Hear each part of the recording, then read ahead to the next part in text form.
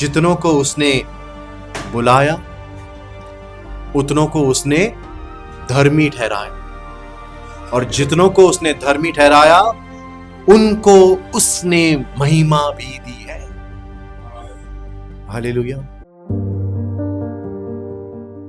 सोच के देखिए, जब परमेश्वर हमारे लिए यीशु मसीह को भेज रहा था, जब वो सूली पर चढ़ाया गया होगा, तब संपूर्ण स्वर्ग जो है हैरान हो गया होगा कि तू क्या कर रहा है पिता।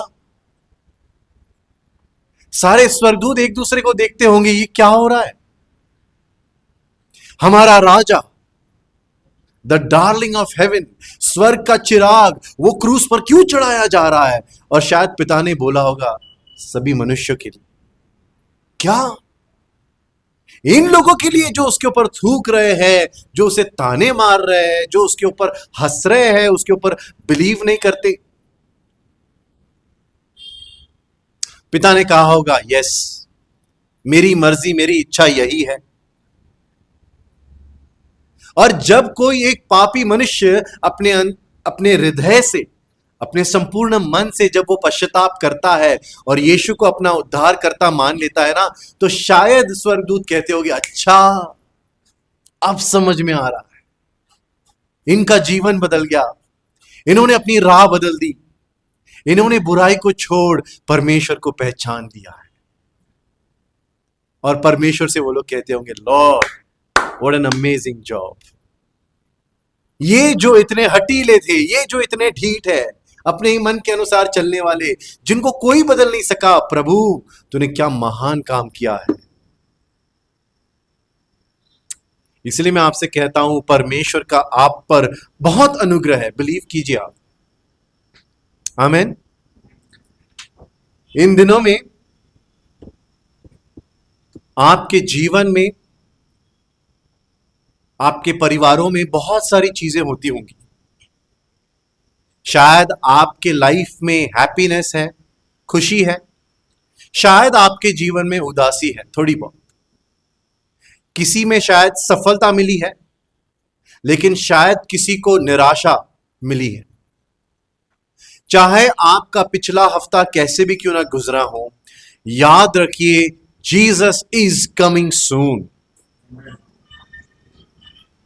यीशु मसीह जल्द ही आ रहे हैं। आमीन। और आपके आंसू, आपके दुख क्षण भर के लिए होंगे।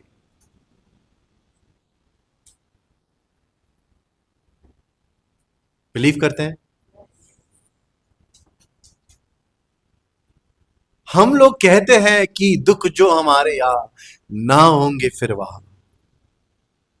अरे मैं तो करता हूं, दुख तो नहीं होंगे, बल्कि परमेश्वर की कृपा देखो कितनी है कि हमें उसकी याददाश्त तक नहीं होगी। आप आज जिस बात के लिए परेशान हो, जिस बात के लिए कल आंसू बहाए, उस वक्त हमें वो याद भी नहीं होगा। कितना अमेजिंग है हमारा प्रभु कि हमारे माइंड को भी ब्लेस करेगा, हमारे मेमोरी को भी वो रिन्यू करेगा, ताकि अगर कोई भी चीज हो वो सिर्फ और सिर्फ परमेश्वर की महिमा की हो, प्रभु की स्तुति के लिए हो। आमीन। मैं आप सभी से एक बात कहना चाहता हूं कि जब भी आप संगति में आते हैं, जब भी आप कलीसिया में आते हैं ना, तब आप हमेशा याद रखिए कि इन बातों को सुबह याद करके आइए। ठीक है? एक छोटी सी प्रैक्टिस शुरू करने की कोशिश कीजिए। आप अपनी बाइबल में आगे या पीछे कहीं तो भी लिखिए ना, जीसस इज कमिंग सून। अरे लिखकर तो देखिए। मैं कहता हूं अगर आप उस बाइबल को सुबह संडे के दिन खोलोगे और फिर चर्च आओगे ना, तो आप अंदर आते समय आपके चेहरे पर मुस्कान होगी। आप वर्शिप करते समय ऐसे निराश या टेंशन भरे माहौल में वर्शिप नहीं करोगे, क्योंकि परमेश्वर का आत्मा आपको करने ही नहीं देगा वैसे। प्रभु का आत्मा आपको अंदर से जो है ना, एक तरह से ताजगी देगा, आपको खुश करेगा, आपको परमेश्वर की प्रतिज्ञाओं को और याद करवाएगा। मैं जानता हूं कि जब आप चर्च आते हैं, जब आप मीटिंग्स जाते हैं, तब घरों में, रास्तों रास्तों में, या शायद एक दिन पहले बहुत सारी चीजें हुई होती है ना। कुछ ना कुछ तो गड़बड़ होते रहता है। क्यों होता है? आपको लगता है आप रेगुलर सिर्फ वीक टू वीकेंड जा रहे हो चर्च, लेकिन कोई तो है जो आपको रोकना चाहता है। कोई तो है जो कहना चाहता है कि इसको इतना परेशान करेंगे कि ये खुद परेशान होकर बोल देगा कि मुझे नहीं जाना है चर्च, मुझे नहीं करनी है आराधना। पॉल ने साफ कहा था कि नहीं, हमारा युद्ध जो है वो शरीर से या फिर मांस और लहू से नहीं है, अधिकारियों से, है ना, शक्तियों से। हर वो व्यक्ति एक जो निराशा में चलता हो या किसी एक कठिन परिस्थिति से गुजरा हो, मैं आपसे कहता हूं, जब भी आप प्रार्थना करोगे ना, जब भी बाइबल खोलोगे ना, तो एटलीस्ट ऊपर कहीं तो भी लिखिए आप, यीशु जल्द आ रहे हैं। आपको बाइबल पढ़ने में और ताकत मिलेगी, प्रार्थना करने के लिए आपको और सहायता मिलेगी। चर्च आते समय जो है ना, मन में टेंशन्स और निराशा जो है, आप शायद उसे कुछ क्षणों के लिए भूल जाओगे। और ये प्रतिज्ञा मैंने नहीं की है, ये परम परमेश्वर ने की है। और वो कहता है कि वो वाचाओं का परमेश्वर है, वो कभी ना बदलने वाला यहोवा है। तो अगर उसने कहा है तो वो करके ही रहेगा। आमीन। चलिए फिर आज के वचन की ओर बढ़ते हैं। आज का वचन जो है वो है मरकुस की किताब से, मार्क का चैप्टर नंबर 10। प्लीज इसे ओपन करिए मेरे साथ। मार्क का 10वां अध्याय,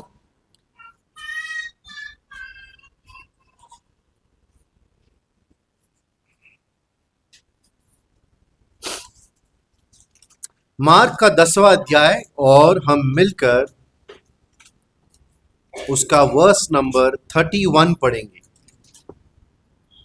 31वीं आयत, वर्स नंबर 31। यीशु मसीह के शब्द हैं, हमारे प्रभु के बोल हैं। आइए इसे ध्यान से पढ़ते हैं। जिनके कान हैं वो सुन लें। Yes, Mark chapter 10 verse number 31। पर बहुत से जो पहले हैं पिछले होंगे, और जो पिछले हैं वो पहले होंगे। आमीन। कोई तो बोल सकता है आमीन। प्रभु ने कहा, पर बहुत से जो पहले हैं वो पिछले होंगे, और जो पिछले हैं वो पहले होंगे। आमीन का मतलब होता है प्रभु ऐसा ही हो, है ना। लेकिन अगर आप सोच रहे हो मैं तो पहला हूं, तो क्या मैं लास्ट होने वाला हूं? नहीं, प्रभु चाहते हैं आप हमेशा आगे ही रहें। प्रभु चाहते हैं कि आप आत्मिक जीवन में पीछे न गिरे।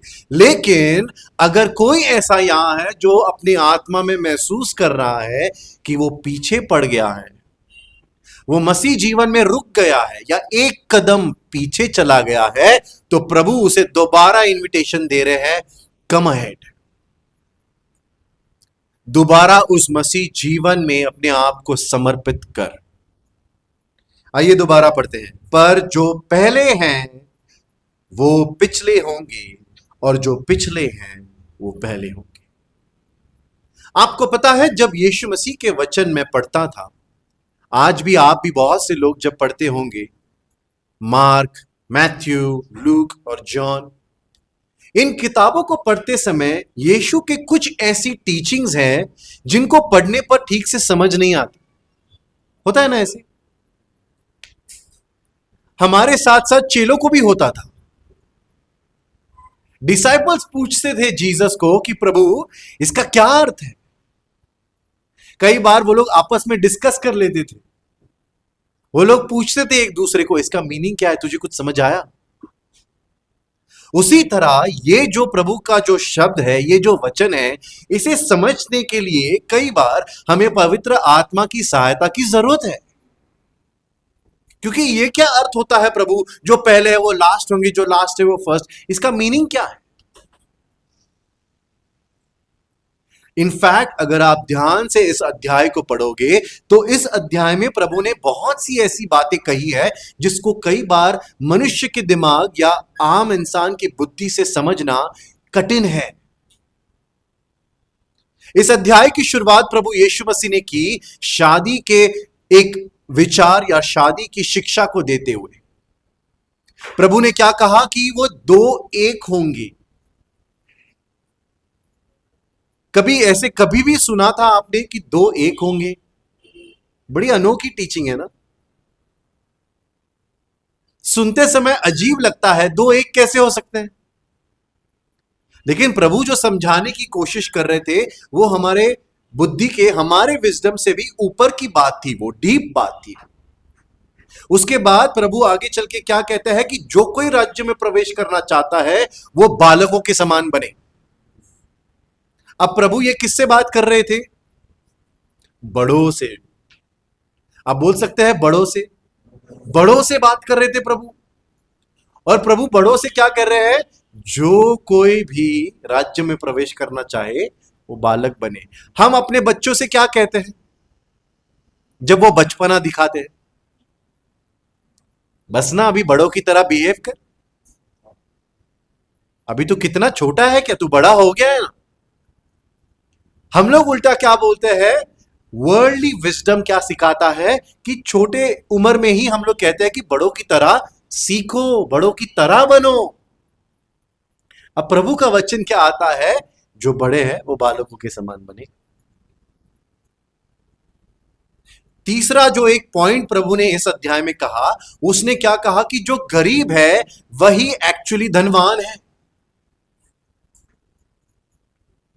प्रभु ने कहा कि जो गरीब है वही एक्चुअल में धनवान है।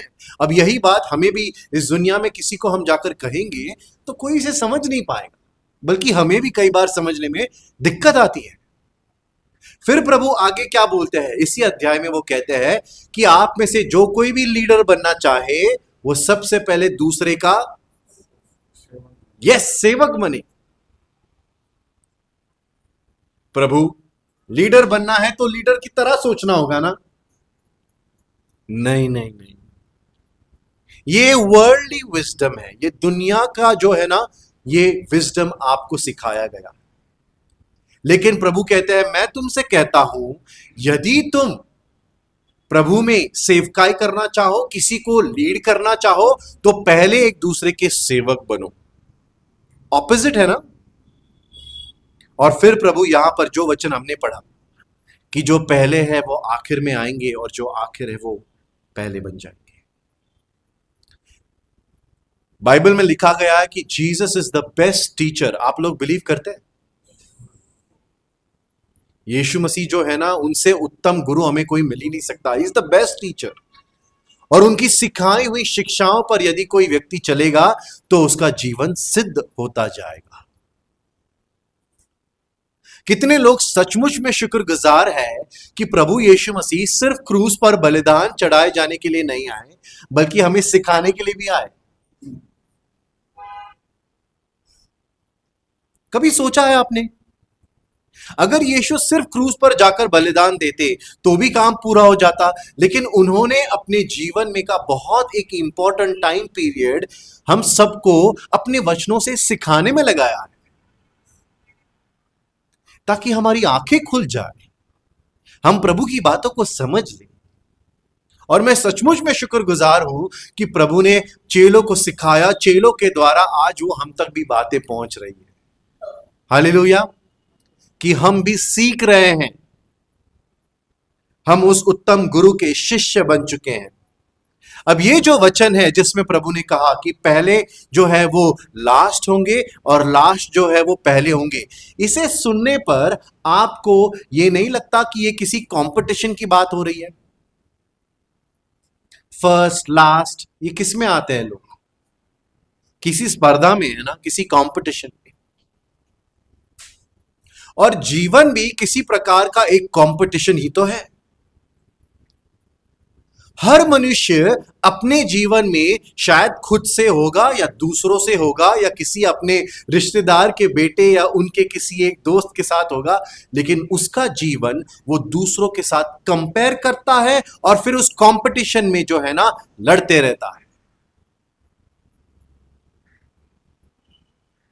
उसकी तरह जॉब, उसकी तरह सैलरी, उसकी तरह की गाड़ी, उसकी तरह का घर। बहुत सारी जगहों पर जब काम पर लोगों को प्रमोशन मिलता है, काश बॉस मेरी भी उसकी तरह वाहवाही करे। मुझे भी लगता है मेरे काम को भी कभी तो भी अप्रिशिएट करे। घरों में जैसे एक की तारीफ हो रही है, काश काश जो है ना मेरी भी तारीफ की जाए। जिस प्रकार से रिश्तेदारों में इसकी वाहवाही होती है, काश कभी कोई मेरे बारे में भी कुछ बोल दे। इंसान हर एक दिन, शायद वो जानता हो या नहीं भी जानता हो, लेकिन अपने आप को ऐसी स्थिति में पाता है जब वो अपने आप को दूसरों के साथ कंपेयर कर रहा होता है और एक अलग ही प्रकार की कंपटीशन में वो उतर चुका होता है। लेकिन यीशु मसीह एक्चुअली हमें यही समझाने की कोशिश कर रहे हैं कि हमें किसी के साथ कॉम्पीट करने की जरूरत नहीं है। तू पहला क्या मैं पहला, प्रभु कह रहे तू आखिरी बन। क्या पहला पहला कर रहा है? क्या हमेशा ऊपर आना है? क्या पहले स्टेज चाहिए? क्यों अपनी रिकग्निशन चाहिए? प्रभु कहते हैं सेवक बन। प्रभु हमसे समझाने की कोशिश कर रहे थे कि इस जीवन में यदि हमें आगे बढ़ना होगा तो इस कंपटीशन वाले माइंडसेट से निकलना होगा। इनफैक्ट आपको पता है बहुत सारे लोगों में निराशा का कारण भी यही होता है। पता है आपको, निराशा आने की वजह कई बार कंपटीशन ही होता। आपको याद होगा वो दृष्टांत जो यीशु मसीह ने बताया था, वो पैराबल। किसी दाग की बाग में एक मालिक अपने उस कटनी के समय मजदूरों को काम देता है और कुछ ने 12 घंटे की नौकरी की, कुछ ने शायद 9 घंटे की नौकरी की, कुछ ने 3, और कुछ तो ऐसे थे जिन्होंने सिर्फ 1 घंटे की नौकरी की। और जब उसी व्यक्ति ने जिसने 12 घंटे की नौकरी की थी, जब उसने उस व्यक्ति को देखा जिसने 1 ही घंटे की नौकरी की और उसे और अपने आप के सैलरी को जब उसने कंपेयर किया कि उसे भी 1 दिनार मिला, मुझे भी 1 दिनार मिला, ये सही नहीं है। मेरी मेहनत ज्यादा है, मेरा जो एफर्ट वो ज्यादा था। तो मालिक क्या बोलता है, मैंने जितना तुझे कहा था उतना मैंने तुझे दिया ना। मैंने क्या तुझसे कुछ रोक के रखा है? क्या कम दिया है? क्या तुझे फंसाया है? लेकिन उनके मन में क्रोध, गुस्सा या निराशा क्यों आई थी? क्योंकि वो अपने आप को दूसरों से कंपेयर कर रहे थे। बहुत से बार मसीह जीवन में भी जब कोई लोग कलीसिया में आते हैं ना, तो अपने आप को भी कलीसिया के लोगों के साथ कंपेयर करना शुरू कर देते हैं।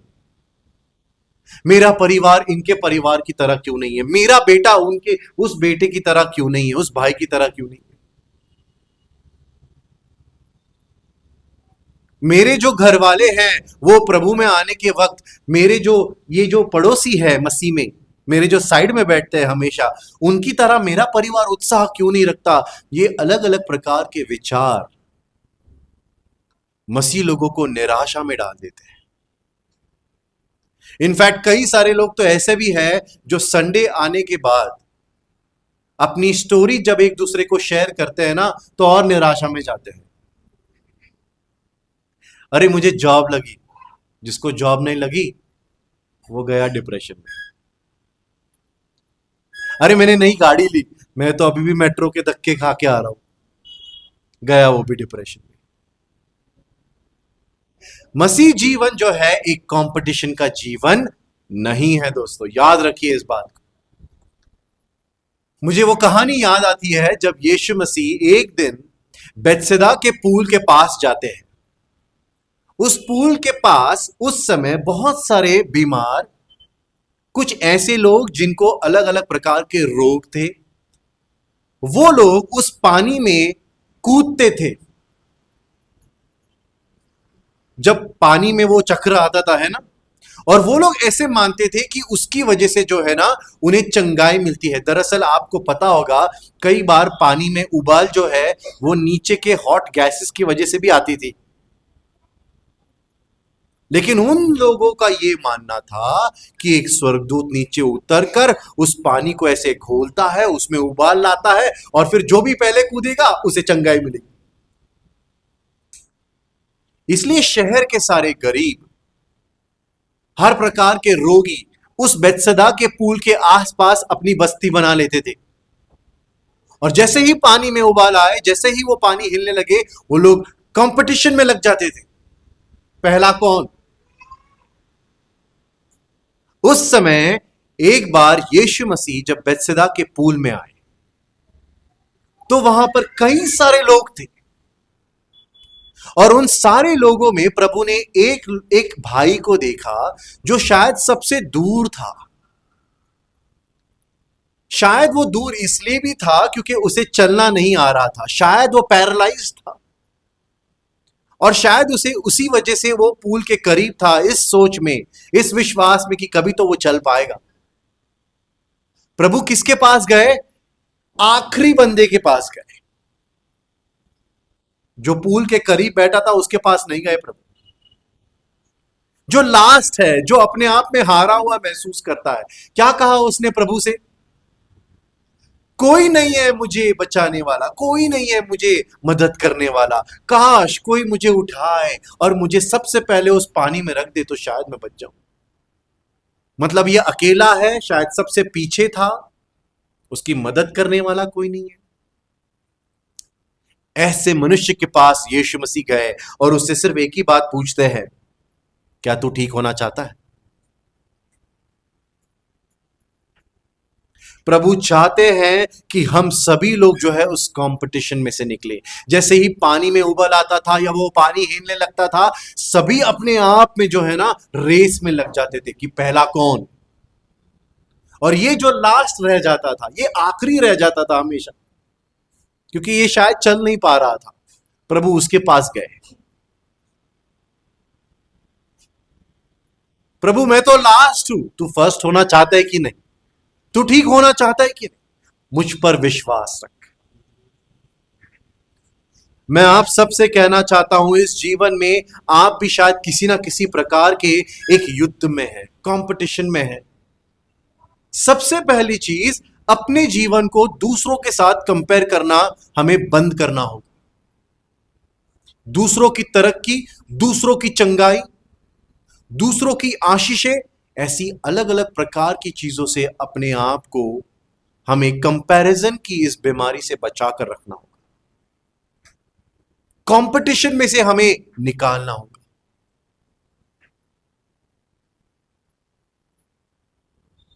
ये बचपन से होते आया है, बराबर है ना? स्कूल में होते हैं तो हमें सिखाया जाता है, देख उसका बेटा, देख वो फर्स्ट आता है।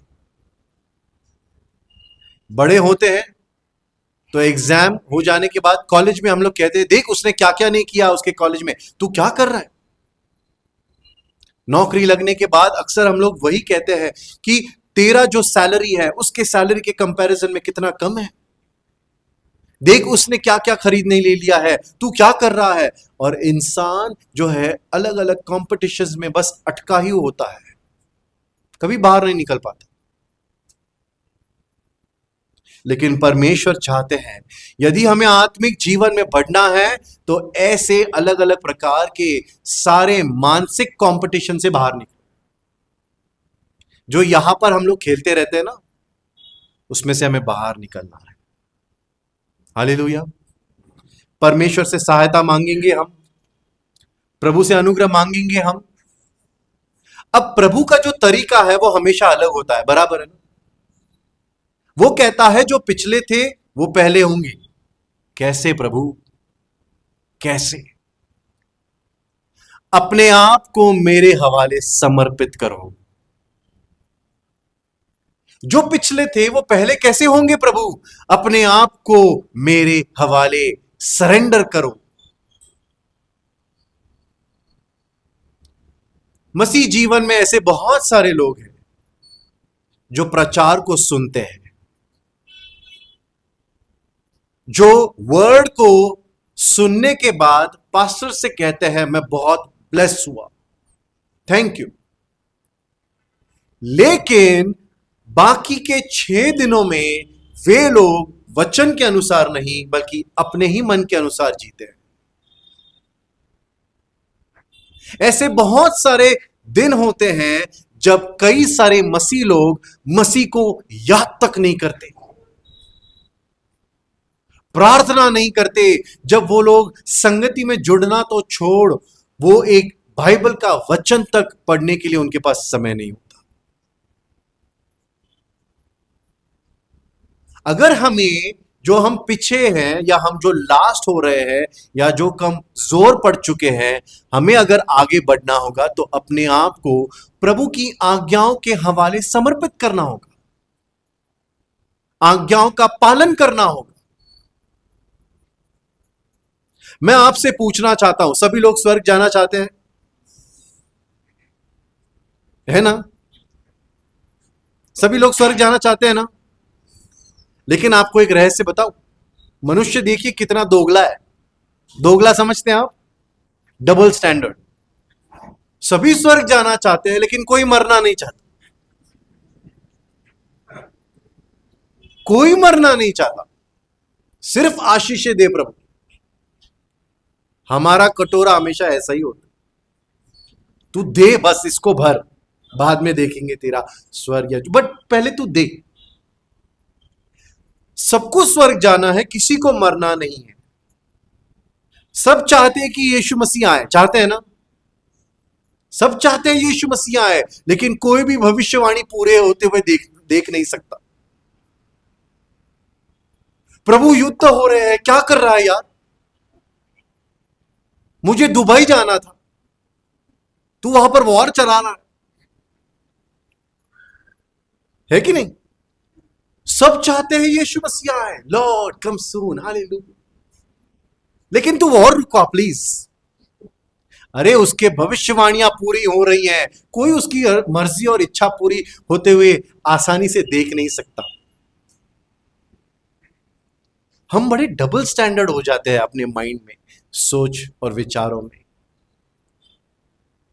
इसी प्रकार से हम कई बार मसीह जीवन में भी ऐसे ही जीवन जीते हैं, डबल स्टैंडर्ड वाला। प्रभु यस ब्लेस करेगा, आमेन करेगा, आज्ञा पालन करेगा,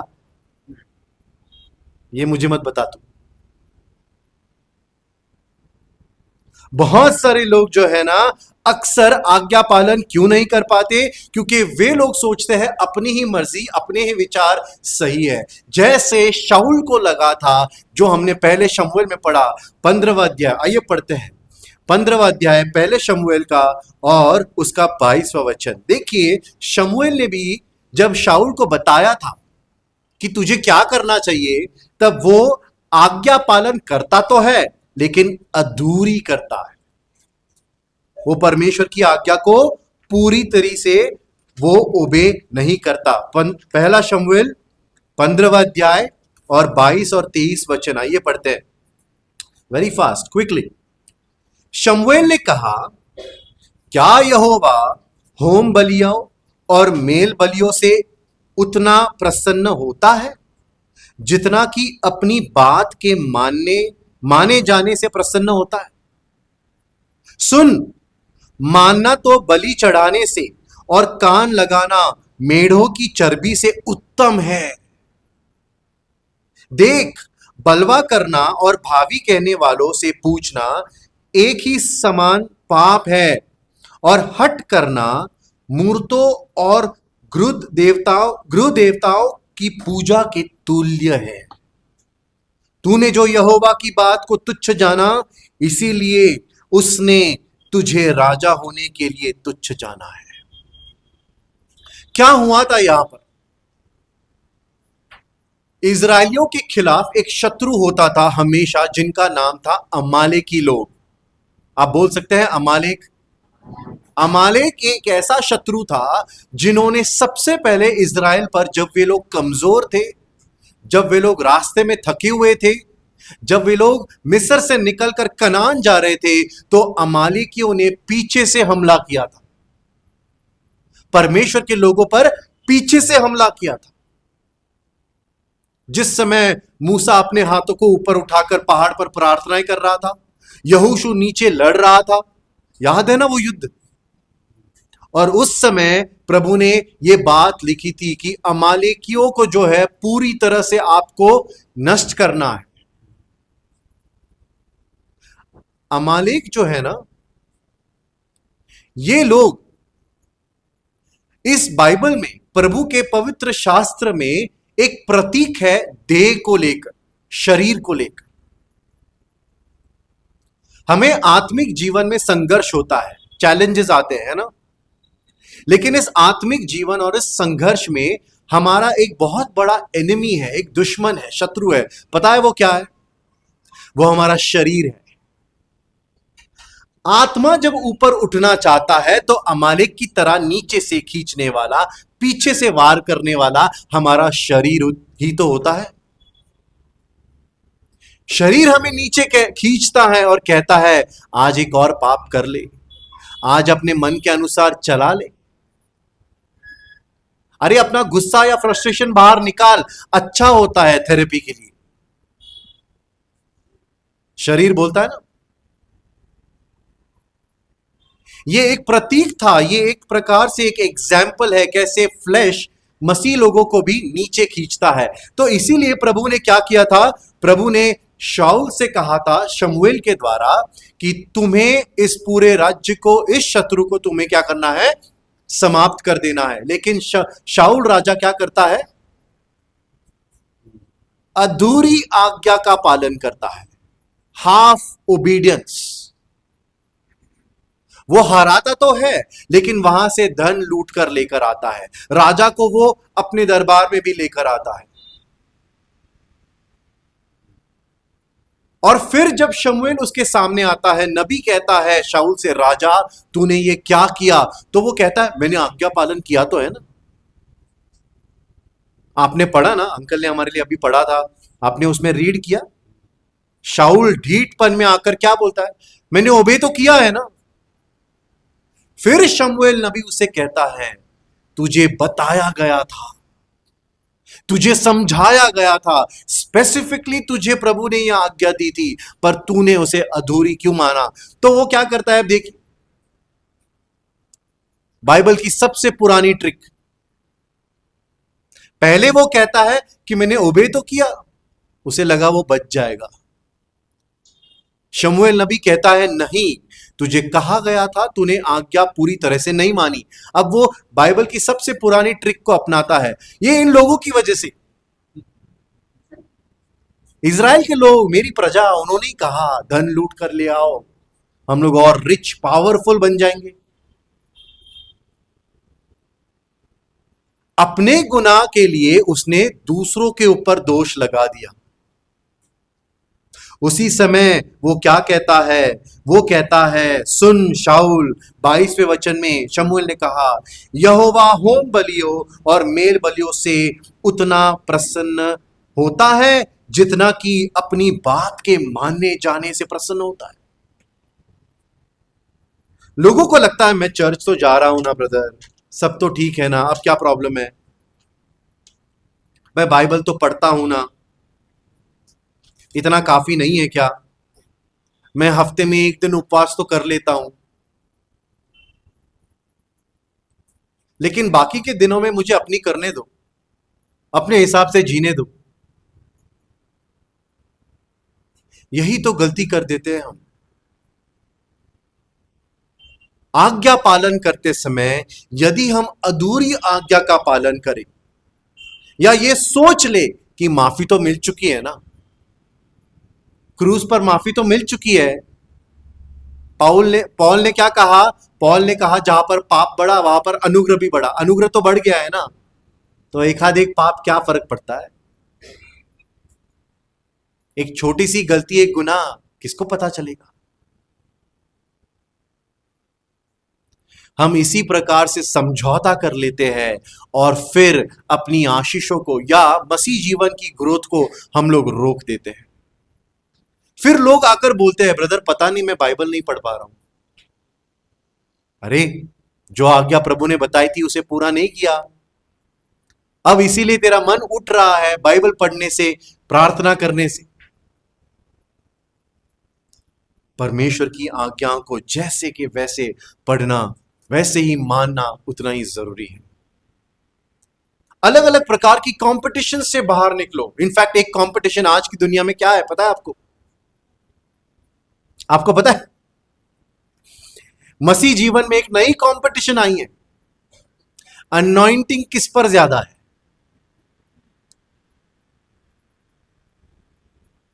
अभिषेक किसके ऊपर ज्यादा है? लोग इसको लेकर चर्चाएं करते हैं।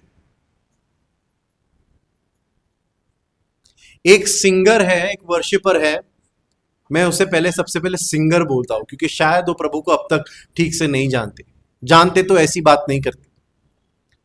उन्होंने अपने इंटरव्यू में पता है क्या कहा? उन्होंने कहा कि वर्शिपर्स की अनॉइंटिंग पास्टरों की अनॉइंटिंग से ज्यादा होती है। वर्शिपर्स की अनॉइंटिंग पास्टरों की अनॉइंटिंग से ज्यादा होती है। ऐसे पूछने पर, ऐसे कहने पर सामने वाले ने पूछा, ब्रदर ऐसे क्यों बोल रहे हो? आपने नहीं पढ़ा वर्शिप के बारे में क्या लिखा है? स्तुति और आराधना परमेश्वर के लिए एक सिंहासन तैयार करती है। अगर हम लोग सिंहासन तैयार ही नहीं करेंगे तो परमेश्वर की उपस्थिति पास्टर के प्रचार के वक्त कैसे आएगी? तो वो कहते हैं हम पहले वो तैयार करते हैं। अरे वाह! इस प्रकार की इस कंपटीशन से, मसीह जीवन की अनॉइंटिंग वाले कंपटीशन से बचा करो। मसीह लोग कई बार इसको लेकर भी कंपटीशन करते हैं, कौन सा प्रचारक ज्यादा अनॉइंटेड है। मैं आपसे ये नहीं, मैं कहूंगा कौन कितना अनॉइंटेड है, इससे ज्यादा ये देखो कौन कितना ऑनेस्ट है,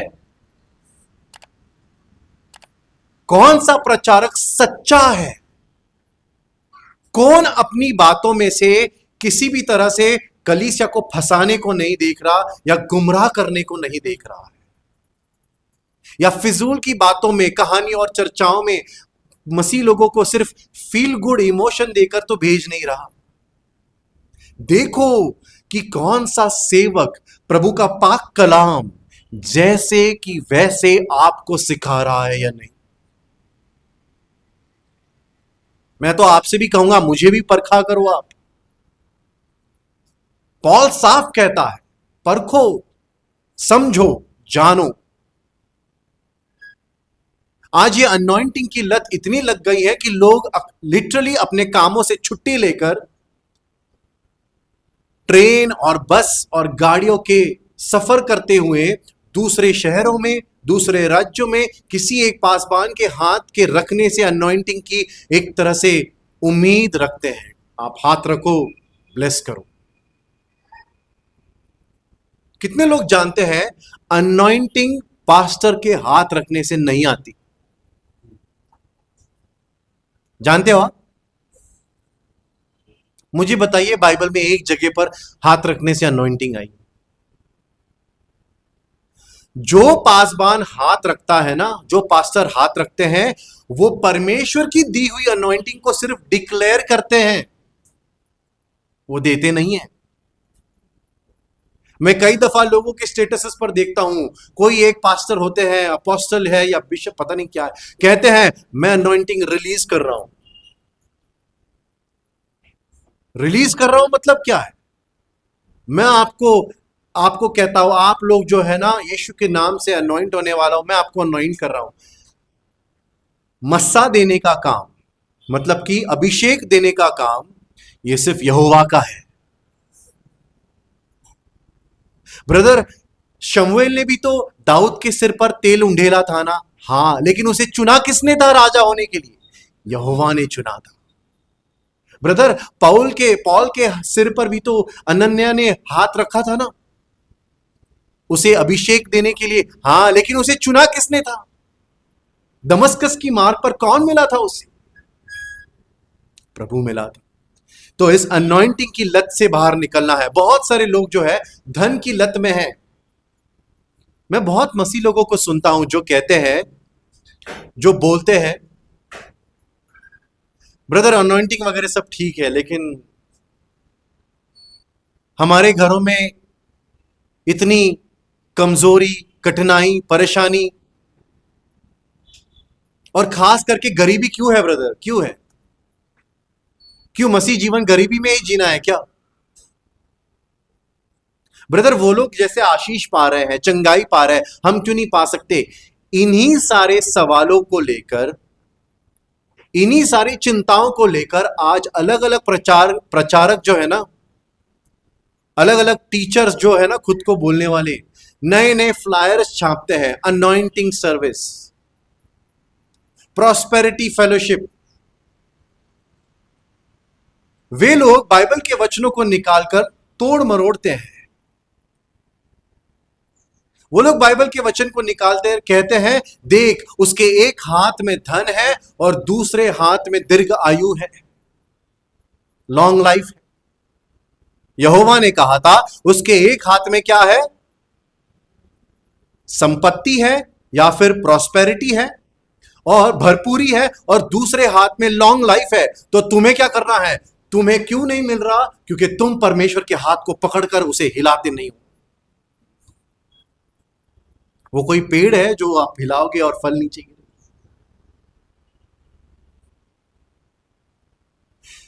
बाइबल के कुछ ऐसे टीचर्स कहते हैं कि लड़िए अपने परमेश्वर से, मांगिए अपनी आशीषों को।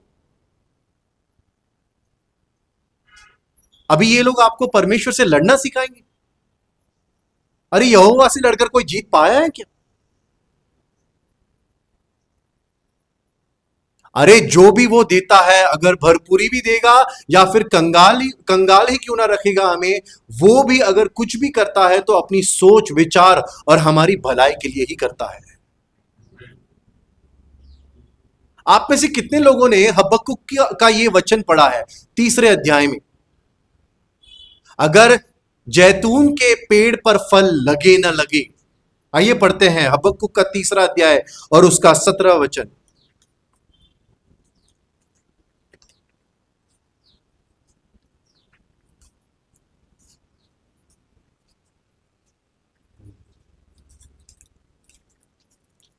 नहूम के बाद आने वाली किताब सफन्या के पहले आने वाली किताब हबक्कुक का 3 अध्याय 17 वचन। क्योंकि आइए, जिनको नहीं मिला है स्क्रीन पर पढ़ लीजिए, नो प्रॉब्लम, हमारे पास टाइम कम है।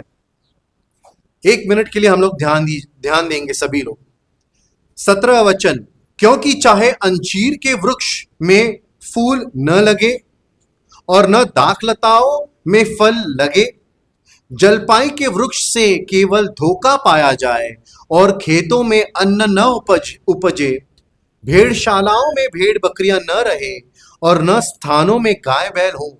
18 वचन, तो भी मैं यहोवा के कारण आनंदित और मग्न रहूंगा। आप और मैं कह सकते हैं हबक्कुक की तरह,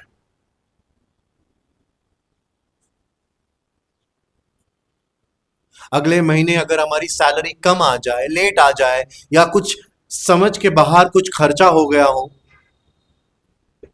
और शायद किसी चीज में हमें कॉम्प्रोमाइज करना पड़े, उसी समय शायद हमारे सामने कोई ऐसा व्यक्ति आता है जिसको बहुत ब्लेसिंग मिली है, हम लोग लग गए कंपटीशन में, तब क्या ये वचन हमें याद आता है? तो भी यहोवा के कारण आनंदित और मग्न में रहूंगा। हमारे आनंद का कारण कौन है? प्रभु होना चाहिए, बस प्रभु। और अपने उद्धारकर्ता परमेश्वर के द्वारा मैं अति प्रसन्न रहूंगा। कितना सुंदर वचन है। वो कहता है अपने उद्धारकर्ता परमेश्वर की वजह से, उसके द्वारा मैं अति प्रसन्न रहूंगा। आज रिश्तों में दरार आई है, लोग आपसे नाराज है, आपके साथ शायद कुछ गलत बर्ताव किया जा रहा हो, आप भी कंपटीशन में लगे हैं, उनके साथ ऐसा नहीं होता, उनको ऐसा कोई नहीं बोलता। मैं आपसे कहना चाहता हूं, हमारे आनंद का कारण अगर कोई है तो वो मसीह है, बस और कोई नहीं। अनॉइंटिंग की कंपटीशन से, पैसों की कंपटीशन से, निराशाओं में हमें अपने आप को याद दिलाना है कि हमारा यहोवा परमेश्वर कौन है। मुझे हाल ही में एक्चुअली मुझे किसी ने पूछा, ये दो लोगों ने पूछा था। सबसे पहले एक भाई ने पूछा, फिर मेरी वाइफ ने मुझे पूछा कि बीमारी और दुख क्यों आता है। तो मैंने कहा पाप की वजह से है, ये पाप के परिणाम है। लेकिन लोगों में आज भी ये सवाल है ना, किसी को कमजोरी, किसी को बीमारी क्यों हो जाती है। आज बहुत सारे कलीसियाएं आपको सिखाने के पीछे लगे हैं प्रभु सिर्फ चंगा करने वाला है, प्रभु सिर्फ आपको आशीष देने वाला है, परमेश्वर जो है सिर्फ आपको ग्रोथ और आपको प्रॉस्पर करने वाला परमेश्वर है। लेकिन कोई ये नहीं सिखाता कि परमेश्वर शायद अगर चाहे तो आपको बीमार भी कर सकता है। नहीं पढ़ा आपने? एक दिन जब जलती झाड़ी को देखकर मूसा प्रभु से पूछता है, प्रभु तू कौन है, तेरा नाम बता। और फिर परमेश्वर कहते हैं जा मेरे लोगों को छुड़ा कर लेकर आ। तो मूसा क्या बोलता है? मैं नहीं बोल पाऊंगा, मैं नहीं कर पाऊंगा। क्या प्रॉब्लम है मोसेस? क्या कहा उसने?